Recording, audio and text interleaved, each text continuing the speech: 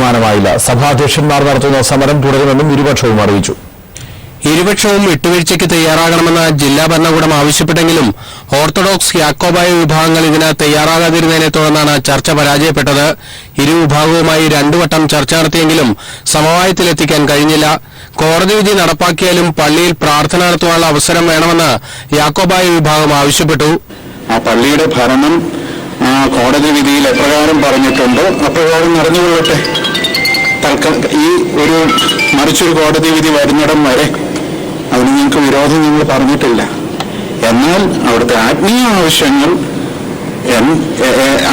അവിടുത്തെ ഒരു വിശ്വാസിയുടെ വിശ്വാസത്തിന് ചേർന്ന രീതിയിൽ നടത്തേണ്ടത് ആവശ്യമാണ്. അത് നടക്കുക തന്നെ ചെയ്യണം. അതിൽ നിന്ന് പുറകോട്ട് പോകുവാനായിട്ട് ഞങ്ങൾക്ക് സാധിക്കുകയില്ല. എന്നാൽ ഇതിനെ ഓർത്തഡോക്സ് വിഭാഗം ശക്തമായി എതിർത്തു. വിശ്വാസികൾ പ്രാർത്ഥന നടത്തുന്നതിന് യാതൊരു വിരോധവുമില്ല. പക്ഷെ വൈദികർ വരുമ്പോൾ അത് അധികാരത്തിന്റെ ഭാഗമാകുന്നു.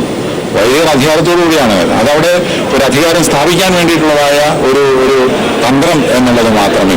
അതുകൊണ്ട് തന്നെയാണ് ഞങ്ങൾ വൈദികരെ സമ്മതിക്കാത്തത്.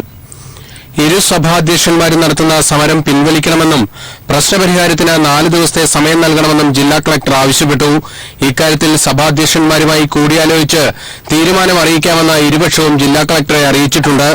ജാക്കബൈറ്റ്സിന്റെയും ഓർത്തഡോക്സിന്റെയും ഒരു ആരാധന പറ്റിയുള്ള വ്യത്യാസം വരെ അത് ഞായറാഴ്ച വരുന്നുള്ളൂ.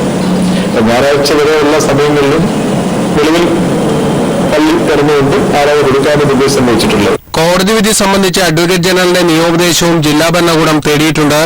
ഇതിനിടെ കോലഞ്ചേരി പള്ളിക്ക് സമീപം ബസേലിയോസ് പൌലോസ് ദിദിയൻ കാതോലിക്ക ബാവയും ബസേലിയോസ് തോമസ് പ്രഭവൻ ബാവയും നടത്തുന്ന ഉപവാസം തുടരുകയാണ്.